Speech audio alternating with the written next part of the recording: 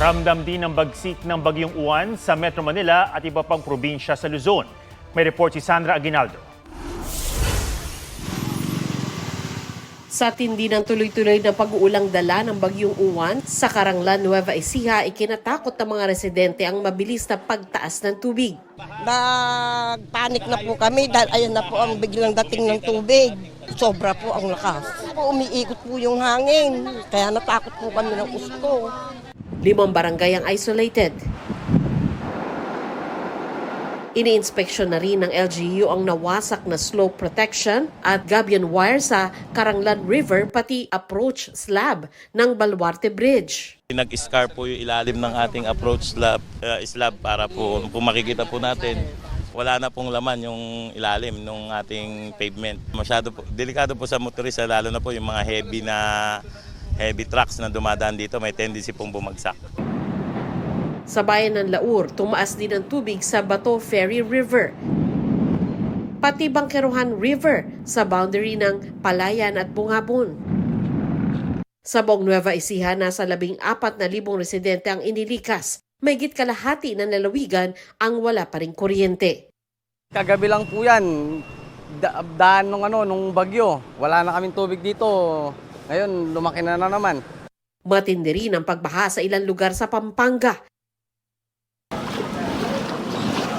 Sa Hagonoy, Bulacan, maraming bahay ang pinasok ng hanggang baywang na tubig na may kasama pang mga isda. May ilang hindi lumikas. Kinakaya po namin para makasurvive kami dito. Matibay po. Inabot din ng abot bewang na baha ang pabahay ng National Housing Authority sa Giginto. Mahigit 700 taga-Giginto ang inilikas sa iba't ibang evacuation center. Pinasungit ng Bagyong Uwan ang Manila Bay.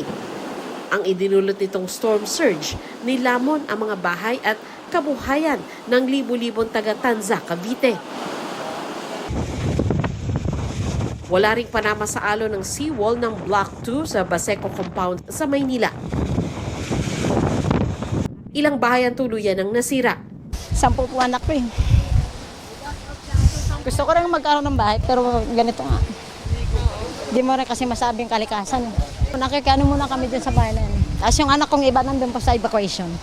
Nasira rin ng bagyo ang floodgate sa Paco Pumping Station. Ayon sa MMDA, posibleng dahil ito sa hampas ng tubig mula sa Pasig River. Kanselado ang mga biyahe sa barko kaya maraming stranded sa North Port.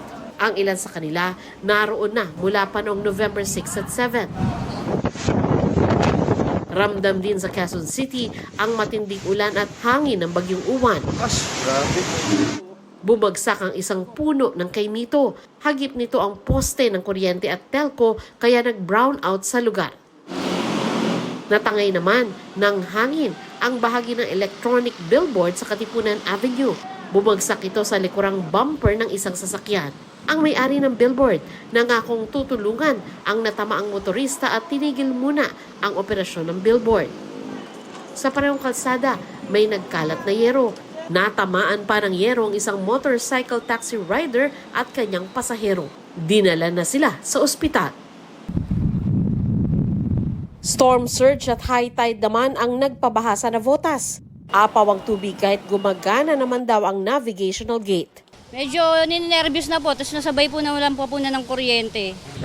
Bumigay ang dike sa barangay Bagong Bayan South hanggang dibdib ang baha sa maraming bahay.